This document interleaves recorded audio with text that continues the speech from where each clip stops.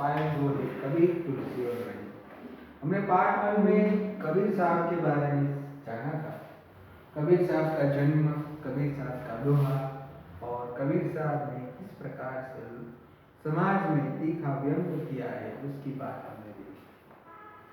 कबीर साहब के दोहे में हमने 3 दोहे उनके देखे थे कि एक दोहे में बताया गया था कि भगवान से वो इतना मांगते हैं जितना उनको उसकी जरूरत हो, उससे ज्यादा वो नहीं मांगते। दूसरे दोहे में वो बताते हैं कि बिना सोचे समझे कुछ काम नहीं करना चाहिए, सोच समझ कर काम करना चाहिए। तीसरा दोहा वो बताते हैं कि वो बाजार में खड़े हैं और सबकी खैर मांगते हैं, सबकी कुशलता मांगते हैं और बताते हैं कि मुझे किसी के साथ दोस्ती भी नहीं है और किसी के साथ बैर भी नहीं है। तो इस प्रकार से कबीर के 3 दोहे हमने देखे। अब आगे हम रहीम के दोहे देखेंगे। रहीम खाना खान। रहीम के पहले दोहे में हम जानेंगे, रहीमन वे नर मर चुके, रहीमन वे नर मर चुके, मर चुके। यहाँ पे ये बताया कि रहीमन वे नर मर चुके, जे कहू मांगन नाही, कहू मांगन नाही। उनते पहले, उनते पहले वे मुए मुख मुख निकसत नहीं। यहाँ पे कबीर साहब बताते हैं, सॉरी रहीम साहब बताते हैं कि रहीमन वे नर मर चुके, जे कहू मांगन नाही, उनते पहले वे मुए मुख निकसत नाही। यानी कि ये दोहे में रहीम ये समझाना चाहते हैं कि बहुत सारे ऐसे लोग होते हैं कि नर का मतलब लोग, वो मर चुके होते हैं, ऐसे लगते हैं कि जो मांगते नहीं है। तो कभी कभी हमें ऐसा लगता है कि मांगना ठीक नहीं है, मगर रहीम साहब ये बताते हैं कि नहीं, ऐसा नहीं है। जरूरत पड़ने पर हमें चीज को मांग लेना जरूरी है। हमें अपने अंदर ऐसा ईगो भाव नहीं रखना चाहिए, हमें ऐसे अंदर अपनी ऐसी भावना नहीं रखनी चाहिए कि हम किसी के सामने हाथ ना फैलाए। नहीं, मांगना पड़ता है, कभी कभी मांगना पड़ता है, परिस्थिति के आधार पर हमें चलना पड़ता है, समय के आधार पर चलना पड़ता है। मांग ले, इसमें क्या बात है, जरूरत है तो मांगा है। कोई ऐसी चीज नहीं मांगी है जिससे हमारे समाज और हमारे घर पर कोई उंगलियां उठाए। हमने मांगा, जरूरत है तो मांगा, तो मांग लीजिए, जरूरत है तो। रहीमन वे नर मर चुके, वे जे कहू मांगत नहीं, कुछ मांगते नहीं है, वो मर चुके। मगर उससे पहले तो वे नर मर चुके, उससे पहले वे मुए मुख निकसत नाही। उससे पहले तो वो मर चुके होते जो अपने मुख से निकलता है, अपने मुख से निकलता नहीं है।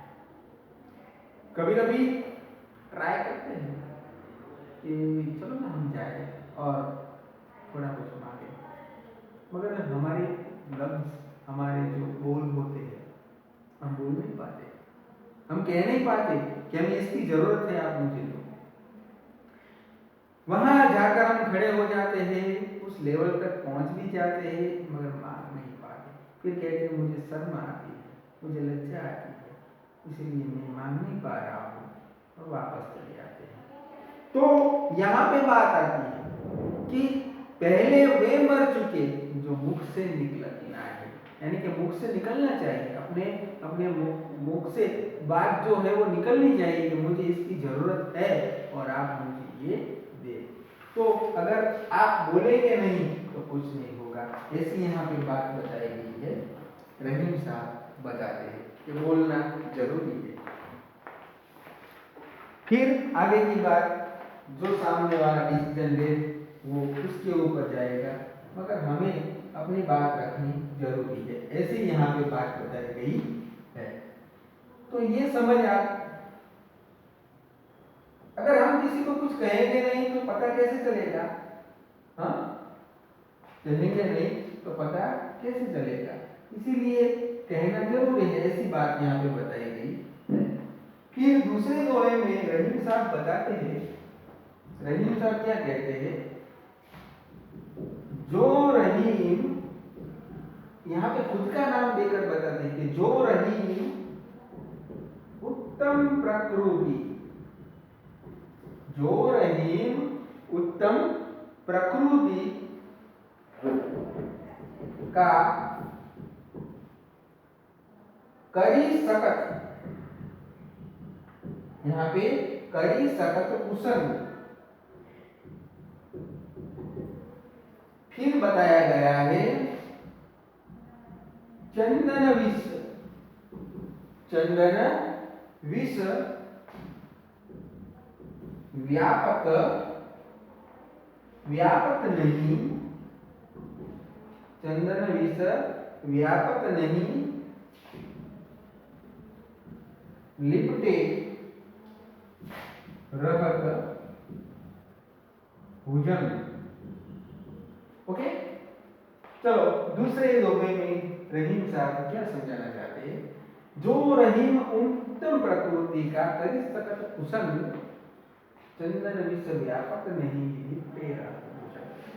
बहुत बढ़िया बात बताई है कि अगर आप गोल्ड को, सोने को अगर आप कचरे में डालो, गटर में डालो, किसी समुद्र में डालो, कहीं भी डालो, मगर वो सोना ही रहता है, सोने में कोई फर्क नहीं होता है। दूसरी जो धातुएं होती है वो तो उसके ऊपर जंग लग जाता है, काट लग जाता है और फिर वो बिगड़ जाती है, मगर सोना सोना ही होता है। मगर यहाँ पे उत्तम प्रकृति को सोना जैसा बताया है। कहा है कि जो रहीम उत्तम प्रकृति, रहीम कहते हैं कि जो उत्तम प्रकृति का है, अच्छे नेचर वाला, उसका अच्छा नेचर है, ऐसे व्यक्ति जो होते हैं उसका करी सकत कुशन, अच्छे अच्छे व्यक्ति का पोषण करोगे, अच्छे व्यक्तियों के साथ आप रहोगे तो 100% आपका अच्छा ही होगा, बुरा नहीं होगा। मगर अच्छे व्यक्ति बुरों के साथ रहने से बुरा वो नहीं बन जाता। क्यों? क्योंकि उसकी प्रकृति है वो सही है। एक लेसन आता था चींटी का, आपने देखा होगा, एंट का, और वो नन्ही डक थी, और बिच्छू और डक का, बिच्छू और डक का। तो वो बिच्छू था और वो एक बतख थी, नन्ही बतख, उसकी ये लेसन था। तो बार बार उसका स्वभाव क्या था, नेचर, काटना था। बिच्छू का स्वभाव काटना था, बार बार वो डक को काटता था। मगर फिर भी वो बतख जो थी वो उसको क्या करती थी, उसकी हेल्प करती थी। एक दिन उसकी माँ से पूछा तो उसकी माँ ने भी ये बताया कि बेटा वो बार बार तुम्हें भले काटे, मगर तुम्हारा हमारा जो स्वभाव है उसको मदद करने को मदद करो। लास्ट में वो मड़ में गिर जाता है, फिर लास्ट में वो कहता है कि मेरी हेल्प करो, फिर भी वो उसकी हेल्प करते हैं। तो कहते हैं वो कहता है कि मैंने तुम्हें इतनी बार इस प्रकार मैंने तुम्हें डंक मारा, किया, फिर भी तुमने मुझे बचाया, तो ऐसा क्यों? तब वो नन्ही बतख कहते कि मेरा स्वभाव ऐसा है बच्चा, तेरा स्वभाव डंक मारना है। इसलिए कड़वे वचन बोलने वाले कड़वे वचन बोलते हैं उसके स्वभाव के आधार पर, अच्छे वचन बोलने वाले अच्छे वचन बोलते हैं उसके स्वभाव के आधार पर। यह सब नेचर के ऊपर आधारित है, नहीं कि कोई जाति पाति और भेदभाव के ऊपर आधारित है। तो यहाँ पे रहीम साहब ये बताते हैं। एक दोहा ऐसा भी है ગુજરાતીમાં છે, ભગત બીજ પલટે નહીં, યુગ જાય અનંત, ऊंच नीच घर अवतरे, आखिर वो संत का संत। हाँ, जो व्यक्ति होता है, अगर कोई भी धर्म का हो, कोई भी जाति का हो, ये नहीं देखना चाहिए उसकी क्या उसके अंदर क्या नॉलेज है, ये देखना चाहिए। कबीर, रहीम, तुलसीदास, गुरु नानक, फिर रविदास, ये सब देखो महान संत हो गए जिन्होंने हमें अच्छी राय बताई है। यहाँ पे बताते हैं कि उत्तम प्रकृति के जो व्यक्ति होते हैं उसका संगत करना चाहिए, करी सकत कुशल। तो देखो उत्तम प्रकृति वाला है वो, उसके साथ अगर बुरे व्यक्ति वाला कुशन करेगा, उसके साथ ज्वाइंट होगा तो चंदन विश्व व्यापक नहीं दिखते रहत भुजन। चंदन नाम का एक ट्री है, विष का मतलब पॉइजन, व्यापक नहीं। तो आप ज्यादा से ज्यादा देखोगे तो चंदन के वृक्ष के ऊपर स्नेक जो है वो ऐसे घूमते होते हैं। तो चंदन का वृक्ष कैसा होता है? ठंडा होता है, और स्नेक को जब ठंडक लेनी होती है तो वो चंदन के वृक्ष के इर्द गिर्द लिपट जाते हैं। तो चंदन का जो वृक्ष होता है उसके ऊपर जो स्नेक होता है वो लिपट कर रहता है, फिर भी उसके अंदर पॉइजन के गुण नहीं आते, उसके अंदर उसके गुण नहीं आ जाते। इसलिए बताया है कि चंदन विष व्यापक नहीं लिपटे रहत भुजन का मतलब स्नेक होता है। कहते हैं कि चंदन के नाम का एक वृक्ष है, उसके अंदर थोड़े ही सांप का विष आ जाता है। कहने का मतलब यह हुआ कि अच्छे प्रकृति वाले व्यक्ति होते हैं उसके अंदर कोई बदलाव नहीं आता है। तीसरा हम देखेंगे, तीसरा है बड़े बड़ाई ना करे, बड़े बड़ाई ना करे और बड़े न बोले, बड़े न बोले बोल।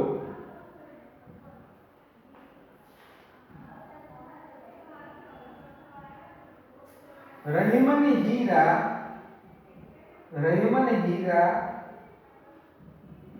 कब कहे, रहीमन हीरा कब कहे लाख टका मेरा मोल। ये भी बढ़िया है।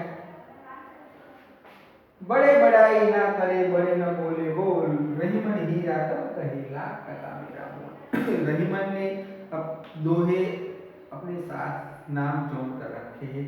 इसको बताया जाता है नाम के साथ जुड़ा हुआ दोहा।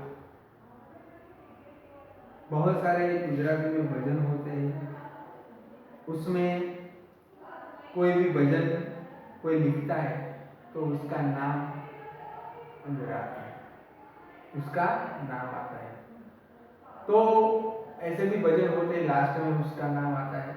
तो यहाँ रहीमन ने जितने भी दोहे बताए उसके नाम, जैसे रहीमन उत्तम प्रकृति, फिर रहीमन वे नर मर चुके, बड़े बड़ाई ना करे, बड़े न बोले मूल, रहीमन हीरा कब करे लाख टका मेरा। बहुत सारे दोहे में रहीम ने अपना नाम रखकर दोहे लिखे हैं। तीसरा दोहा बड़े बड़ाई ना करे, यानी कि जो बड़े होते हैं, बड़े लोग कैसे बड़े लोग कि प्रकृति से बड़े, गुण से बड़े, नॉलेज से बड़े, स्वभाव से बड़े, पैसों से बड़े नहीं, ईगो से बड़े नहीं, दूसरे स्वभाव से बड़े नहीं। यहाँ पे बड़े बड़ाई ना करे, बड़े ना बोले बोल। वो बड़े बड़े बोल नहीं बोलते हैं। जैसे कि हम कहते हैं कि भगवान शिव है, उसके पास ऐसी शक्तियां हैं जो सर्व स्व उनके अंदर समा गया है। हिंदू शास्त्र में हम ऐसा मानते हैं, मुस्लिम शास्त्रों में गॉड खुदा को मानते हैं, क्रिश्चियन में ख्रिस्त को मानते हैं, मगर सबका धर्म अलग अलग, अपने अपने भगवान। यहाँ पे शिव एक ऐसे है जो सब उसके अंदर समा गया है। महाकाल कहते हैं, उसके बहुत सारे नाम हैं। तो यहाँ पे हम बोलेंगे तुम इतने बड़े हैं, मगर कभी भी ऐसा नहीं कहते कि ये सब मैंने किया है और मैं सब कुछ कर सकता हूँ, मैं सबको मार सकता हूँ, सबको जिंदा कर सकता हूँ, ये कर सकता हूँ, वो कर सकता हूँ। बड़े न बोले बोल। वृक्ष बड़े होते हैं, वो हमें सब कुछ देते हैं, मगर कभी वो बड़प्पन नहीं दिखाते। हम कुछ लेवल पर आ जाते हैं तो हमारा बड़प्पन बढ़ जाता है। तो यहाँ पे बताया गया है कि बड़े बड़ाई ना करे, बड़े न बोले बोल, रहीमन हीरा कब कहे लाख टका मेरा मोल। हाँ, जब हम छोटे थे तब हम बड़ों से डरते थे, बड़ों की कहने की बात समझ में नहीं आती थी, इसलिए हम डरते थे।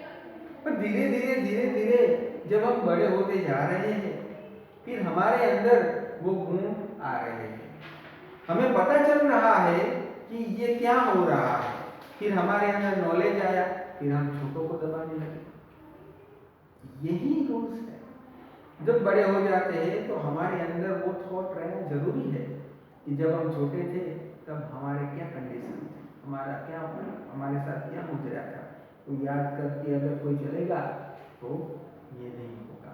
यहाँ पे बात आती है, अगर आप मजदूरी करते हैं, मजदूरी करते करते आप अफसर बन गए और आपको ये पता होना चाहिए कि मैं जब मजदूरी करता था तो हाथ में छाले पड़ जाते थे, खाने के फाफे थे, खाने का कुछ नहीं मिलता था, मेरे मदर फादर कितना परेशान होते थे, मेरी बहन, घर के परिवार के बच्चे कितने परेशान होते थे और कितनी तकलीफ होती थी। बाबू सरकारी अफसरों के पास ऑफिस में जाते थे तो कुछ काम नहीं करते थे, धक्के मारकर बाहर निकाल देते थे, ये सब कुछ सहना पड़ता था। और आज मैं अफसर बन गया हूँ तो गरीबों को क्यों लूटूं, ये देखना जरूरी है। तो उसको अगर अफसर कोई ऑफिसर बन जाता है, कोई पढ़ लिख कर, कोई गरीब इंसान, कोई व्यक्ति, तो उसको ये याद तो होता ही है, मगर बहुत सारे ऐसे होते हैं जिसको वो याद नहीं होता और वो दूसरों को दबाते हैं। तो ऐसा नहीं करना चाहिए, बड़े बड़ाई ना करे, बड़े ना बोले बोल, वो बड़े बोल नहीं बोलते, रहीमन हीरा कब कहे, हीरा डायमंड वो कभी नहीं कहता कि मेरा मोल, मेरी प्राइस, मेरी कीमत इतनी है। करोड़ों अब्जों खरबों रुपयों की कीमत होती है हीरे की। तो कोहिनूर हमारे भारत में हीरा था, कोहिनूर अंग्रेज लूट कर ले गए, उसकी कीमत क्या बताइए हम। पर वो कोहिनूर हीरा जो था वो इंडिया से चला गया, फिर वो कोहिनूर हीरे में ऐसा क्या था, वो एक डायमंड था, मगर वो कभी नहीं कहता कि मेरी कीमत इतनी है। तो उसकी कीमत वो नहीं बोलता है, इसीलिए हीरा कभी अपनी कीमत नहीं कहता है। हम हीरे जैसे बने ताकि हमारी प्राइस हम ना करें, हमारी प्राइस लोग करें कि इसके अंदर ये गुण है। वो खुद ना खुद ये नहीं कहते कि मुझे इतना आता है, मेरी प्राइस इतनी है, ऐसे है नहीं, लोग हम पर कहे कि ना ये अच्छा है, ये ठीक है, ये बराबर है, यही ठीक होगा। खुद ना खुद हम अपनी तारीफ करें, ये नहीं होगा। तो यहाँ पे रहीम के 3 दोहे हमने देखे। पहले देखे कि बोलना जरूरी है, बोले है ना बोर बेचाए, बोले है ना बोर बेचाए, यानी कि जो बोलते हैं उसके जो बोल होते हैं वो बिकते हैं। बोलने से सब कुछ होता है। अगर बाजार के अंदर कोई बेचने वाला यूं ही बैठा रहेगा तो कोई उसके पास से कोई चीज नहीं खरीदेगा, मगर जो बोलेगा उसकी चीजें खरीदेगा। कोई घूमने वाला फेरिया होता है, वो भी देखो इस प्रकार से बोलेगा तो भी उसकी चीजें बिकेगी, वरना तो वो कुछ नहीं बिकेगा। यूं ही ठेला लेकर घूमेगा तो कोई पूछेगा नहीं कि भाई क्या कर रहा है, क्या बेच रहा है। तो बोलना जरूरी है, ऐसी बात बताई गई। दूसरी उत्तम प्रकृति की बात बताई गई है चंदन और स्नेह का एग्जाम्पल देकर, और तीसरी बड़े की बात बताई गई है हीरे का एग्जाम्पल देकर। लास्ट में तुलसीदास का दोहा 3 हम ले लेते हैं।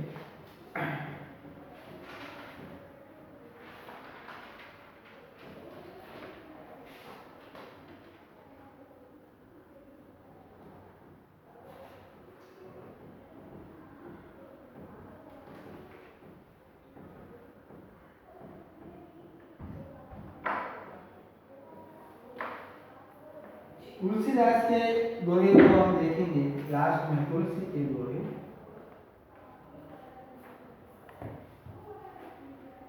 तुलसीदास का दोहा पहला कहते हैं, आवत हिय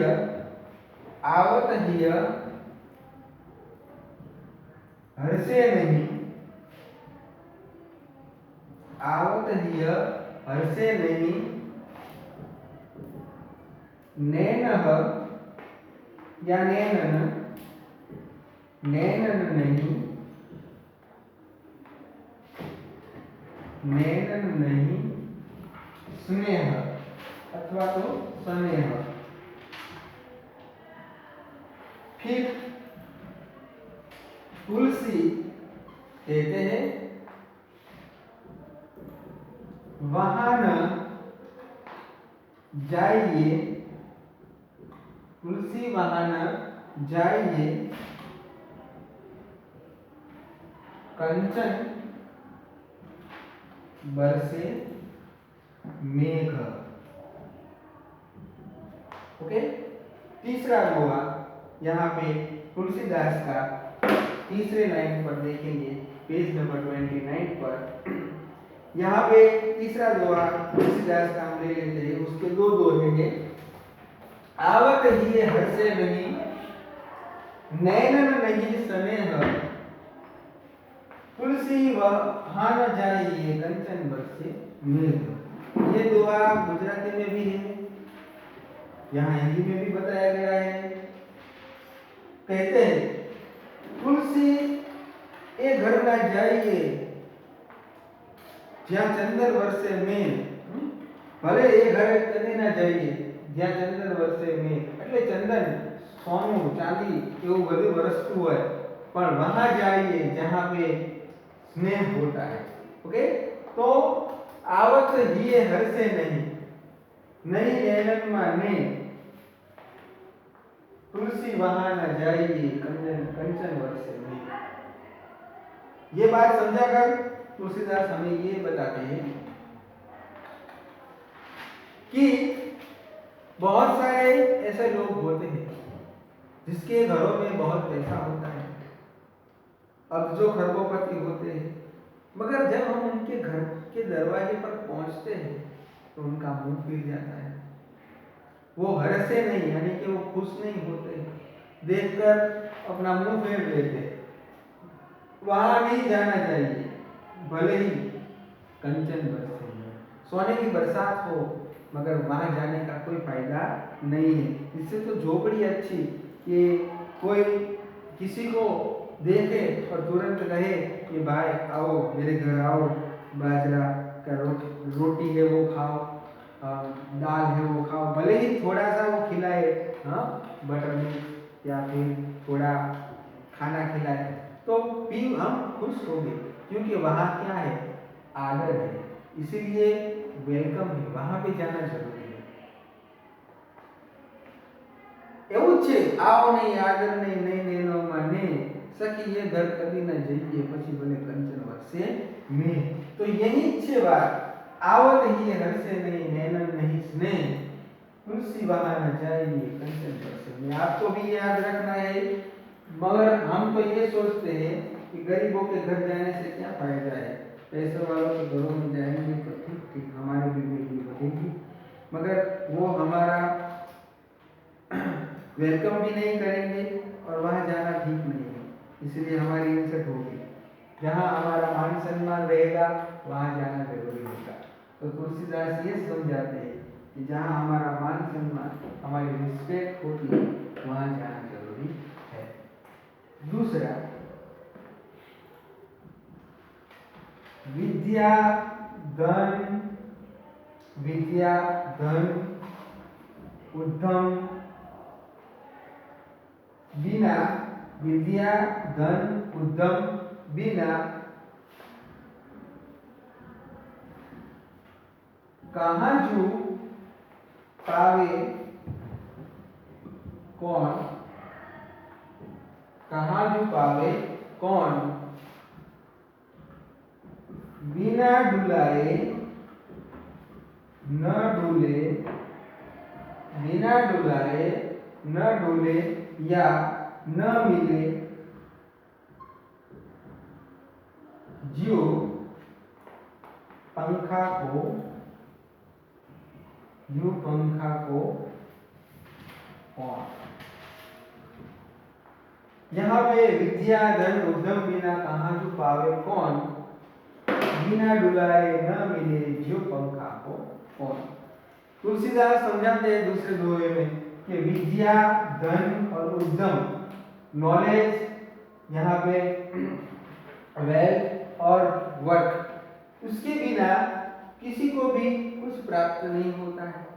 कहाँ जो पावे कौन, किसी को क्या प्राप्त होता है? अगर हमारे अंदर विद्या, धन, उद्यम, ये तीनों बात अगर हमारे अंदर होगी, एक नहीं, विद्या होगी, धन नहीं होगा, उद्यम नहीं होगा, तो क्या करेंगे? विद्या तो यूं ही आपके पास बहुत सारी, आप बहुत कुछ जानते हैं मगर आप कोई ट्राई ही नहीं करते, तो क्या करेंगे? विद्या तो यूं ही पड़ी रहेगी। विद्या का मतलब होता है साथ साथ उसका उपयोग करना। तो विद्या, धन, अगर आपके पास धन होगा, विद्या और उद्यम दोनों नहीं होंगे तो भी क्या करेगा? धन तो यूं ही पड़ा पड़ा क्या करेगा? उद्यम, मेहनत। मान लो कि आपके पास विद्या और धन दोनों नहीं और सिर्फ मेहनत ही है, तो जैसे बैल की तरह आप काम करेंगे, सिर्फ काम करते ही रहेंगे और कुछ नहीं होगा। तो ये तीनों चीज हमारे साथ होनी जरूरी है, विद्या, धन और उद्यम। ये तीनों चीज अगर हमारे साथ होगी तो ही हम कुछ प्राप्त कर सकेंगे। सिवाय विद्या, सिवाय धन और सिवाय उद्यम, ये तीन अगर अकेला अकेला काम करेगा तो कुछ नहीं प्राप्त होगा। इसीलिए तीनों को साथ रखकर तुलसीदास ने बताया है। लास्ट में ये बताते हैं लाइन में, बिना डुलाए न मिले ज्यों पंखा को कौन, यानी कि जो फैन होता है उसको अगर हमें यूं ही घुमाना पड़ता है तो ही कौन का मतलब होता है हवा। हवा जो होती है वो हवा मिलती है। तो अगर यूं ही पंखा यूं ही पड़ा रहेगा तो उसको हम हवा नहीं महसूस कर सकते, तो पंखा को हिलाएंगे तो ही हवा आएगी। तो बिना डुलाए न मिले यूं पंखा को कौन, यूं ही पंखा हिलाने से हवा मिलती है। तो यहाँ पे हमें कबीर जी, तुलसीदास जी और रहीम के दोहे जो थे वो हमने यहाँ पे पढ़े, जिनमें हमें कुछ समझदारी मिलती है, ज्ञान प्राप्त होता है और इससे समाज में कुछ प्रेरणादायी हम टॉपिक रख सकते हैं ताकि लोगों में नया बदलाव आए, लोगों की जिंदगी में नया बदलाव आए और अच्छी तरह से जी सके। तो उन्होंने सीधा सोशल के ऊपर सीधा अटैक करके तुलसी, कबीर और रहीम ने ये बात रखी है। ओके, तो ये तीनों दोहे जो थे तीनों के वो यहाँ पे हम पूरा करते हैं। आज के लिए बस इतना है। Good bye.